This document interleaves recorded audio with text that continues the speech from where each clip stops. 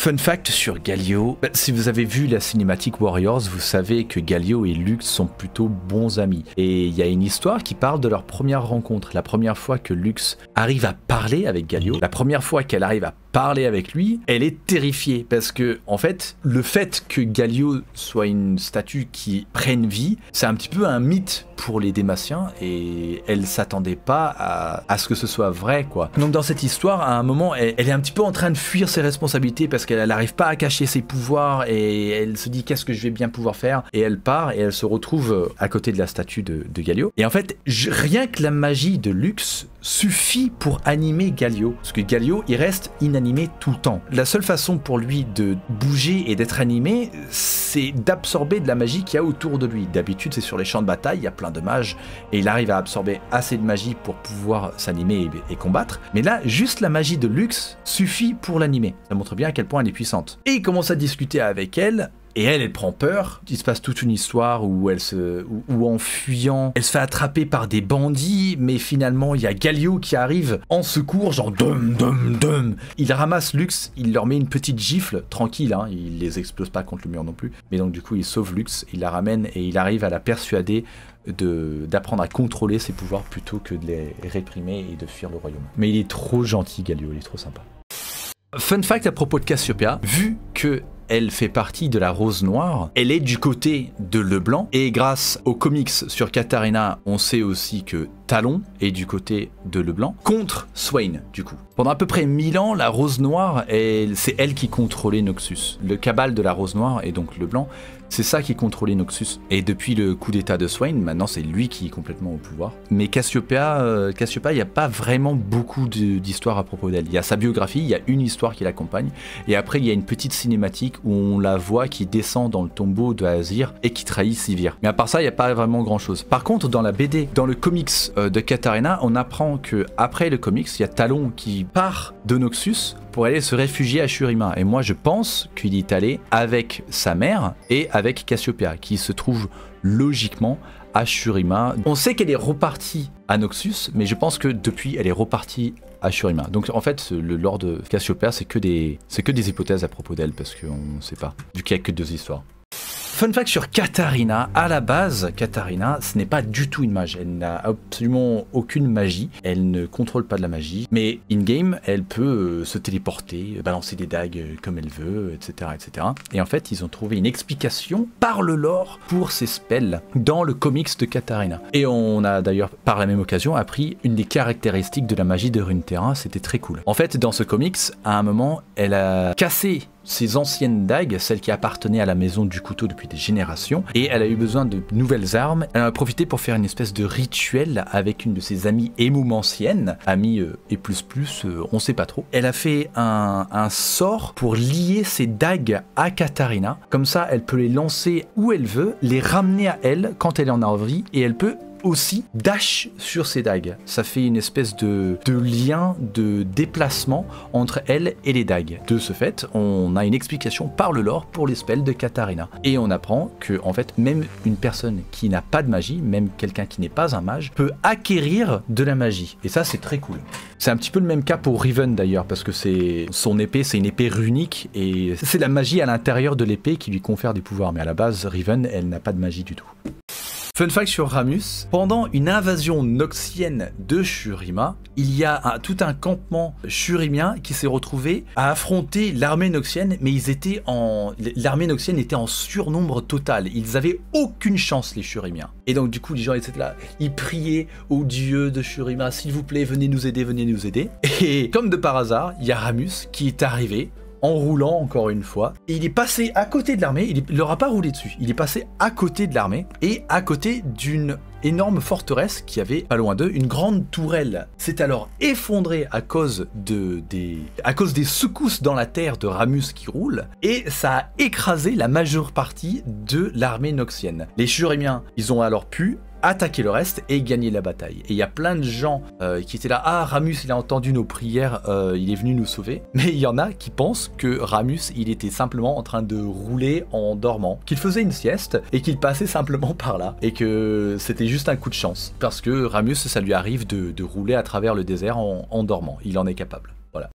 Fun fact sur Viego, pendant que Isolde elle était mourante, Viego a vraiment tout essayé pour la sauver. Et pour ce faire, il a vidé les coffres du royaume. Mais alors vidé, à tel point que c'était la famine en fait à Camavor. Toutes les personnes qui se disaient guérisseurs, oui j'ai le remède contre ceci, oui je peux utiliser des plantes, oui j'ai un champ magique pour pouvoir la ramener parmi nous, il les faisait venir, il les payait, genre il dépensait sans compter. Sauf qu'au bout d'un moment, malgré le fait que Camavor c'était un royaume extrêmement riche, il dépensait tellement de thunes pour essayer de la sauver que les coffres ils se sont vidés, les greniers se sont vidés et le peuple criait famine. Quand Kalista elle est revenue de sa quête pour trouver les îles bénies, elle a retrouvé la capitale dans un état horrible et elle s'est dit mais qu'est-ce qui a bien pu se passer? C'était catastrophique pour Camavor quoi. Ils étaient au bord de l'émeute en fait, le peuple de Camavor. Vraiment, il est vraiment devenu complètement fou, il a tout abandonné rien que pour essayer de la sauver. Fun fact sur Gwen, du coup. Pour ceux qui savent pas, Gwen, c'est une poupée, c'est pas une personne vivante. Enfin, maintenant elle est vivante, mais à la base, c'était juste une poupée qui appartenait à Isolde, la femme de Viego, quand elle était toute petite. Et c'est même Isolde qui l'a fabriquée. Isolde, c'était une couturière. Et d'ailleurs, c'est pour ça que le mariage avec le prince héritier d'un royaume tout entier, ça ne plaisait pas trop aux gens de Camavor. C'était une guenon, quoi. Enfin, elle avait rien à faire dans la cour royale. Et elle a fabriqué Gwen, qui est devenue son doudou. Pendant qu'elle était malade, elle avait recours à sa petite Gwen pour la réconforter, tout ça.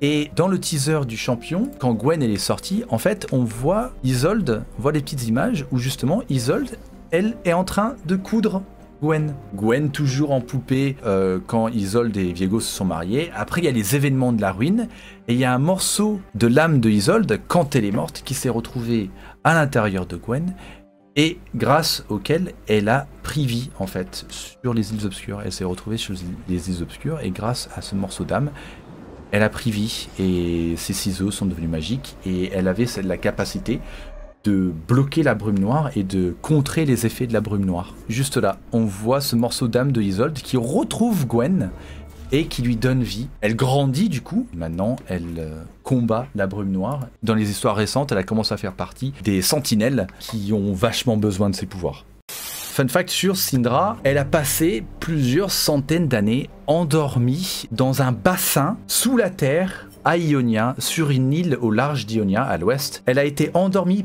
par l'esprit d'Ionia elle-même. Genre la terre a enfermé Syndra dans une caverne, dans de l'eau. Elle était attachée par des racines qui la forçaient à rester endormie pendant des siècles parce que son pouvoir et ses émotions négatives étaient trop puissants en fait. Elle est restée endormie comme ça, à vivre en boucle le même rêve. Et il y a des Ioniens qui ont littéralement construit un temple par-dessus l'endroit où elle était enfermée. Et pendant l'invasion d'Ionia, il y a les Noxiens qui ont pris possession de ce temple. Et les Ioniens, ils savaient qu'il fallait pas qu'ils libèrent Syndra du temple, mais ils étaient à bout de force en fait. Ils se sont dit, c'est notre dernière tentative pour virer les Noxiens de chez nous. Ils ont organisé une espèce d'assaut commando pour infiltrer le temple malgré les soldats Noxiens qui étaient tout autour. Ils ont réussi à libérer Syndra, et quand elle s'est libérée, elle a genre tué tout le monde, elle a arraché le temple à la terre, elle l'a soulevé dans le ciel et elle est partie. Et maintenant, on sait pas où elle est.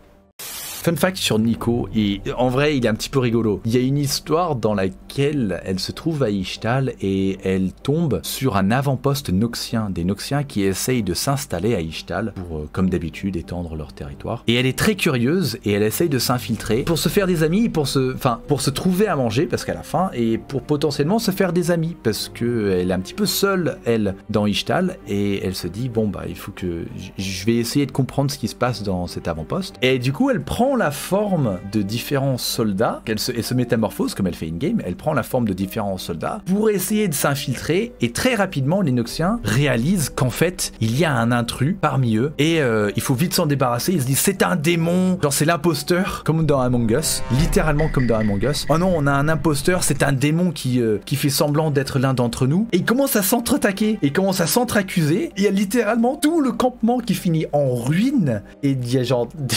dizaines de soldats Noxiens qui s'entretuent, alors que Nico, tout ce qu'elle fait, c'est se transformer en une personne, et puis une autre, parce qu'elle a juste envie de se faire des amis et trouver de la bouffe. Les pauvres, quoi.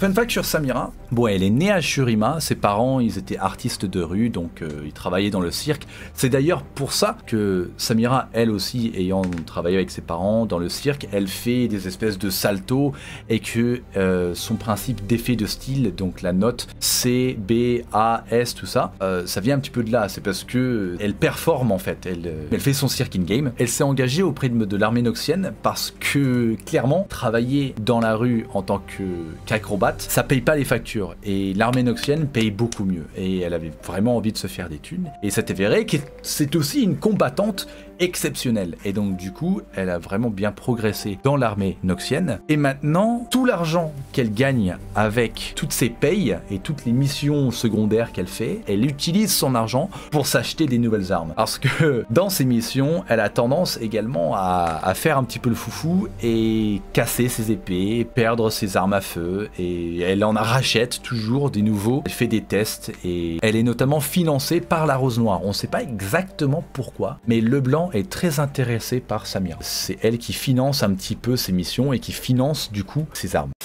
Fun fact sur Queen, il y a une histoire dans laquelle elle patrouille les frontières de Demacia avec tout un groupe d'autres éclaireurs. Ça se passe après l'insurrection de Sylas. Elle a été commandée par Tiana Crownguard en personne de faire ses patrouilles autour de Demacia. Elle est tombée sur quelqu'un qui était en train de fuir le royaume. Vu que ça se passe directement après l'insurrection des mages, les lois sont très strictes. Il n'y a personne qui a le droit de partir, il n'y a personne qui a le droit de dépasser les frontières. Et cette famille est en train de fuir parce que son village, les gens avec qui ils habitaient, pensaient qu'elle était une mage et ils voulaient s'attaquer à elle, mais c'était pas du tout le cas en fait. Cette dame, elle vient du Freljord. Comme elle avait des coutumes un petit peu bizarres, elle dessinait des runes, elle faisait des offrandes aux dieux spirituels, tout ça. Ses voisins pensaient qu'elle était une mage, mais c'était pas du tout une mage. Du coup, elle a dû partir après la mort de son mari, qui était lui Dématien pur souche. Elle pouvait plus vraiment se défendre contre ces accusations et elle a décidé de partir. Et en fait, quand Queen la retrouve en train de fuir le royaume, elle a le choix, soit de ne pas respecter la nouvelle loi martiale, soit de la respecter. Et elle a été gentille, elle a écouté l'histoire de cette dame qui essaie simplement de rester en vie. Et vas-y, retourne dans ton pays d'origine, je te laisse partir.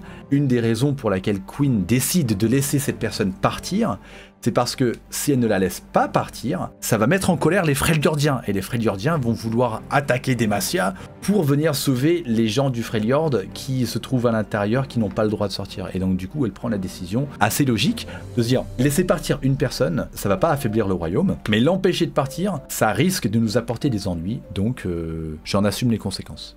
J'ai un fun fact, mais c'est pas forcément un fun fact à propos d'un champion en particulier. Dans l'univers de Runeterra, il y a des armes à feu. Et selon l'endroit où on se trouve, ces armes à feu sont de plus ou moins bonne qualité. À Demacia, ils en ont pas vraiment. À Bilgewater, les armes à feu de Bilgewater, vu que c'est des pirates, ils se débrouillent un petit peu comme ils peuvent. Celles qui sont fabriquées à Bilgewater, généralement pas très bonne qualité. Celles de Piltover, par contre, celles-là, elles sont excellentes. Elles sont plus précises, elles sont faites avec des matériaux plus résistants. Si tu te ramènes avec une arme à feu de Piltover à Bilgewater, les gens ils vont se battre pour essayer de te l'acheter ou te la voler. Par contre, malgré cette qualité, Jhin, lui, son arme à feu est de fabrication ionienne. Que ce soit l'arme ou que ce soit les balles, il y a de la magie qui est infusée à l'intérieur. Et il se moque même des armes de Piltover. Il trouve que les armes de Piltover n'ont aucun intérêt, que son arme à lui, elle est vraiment parfaite.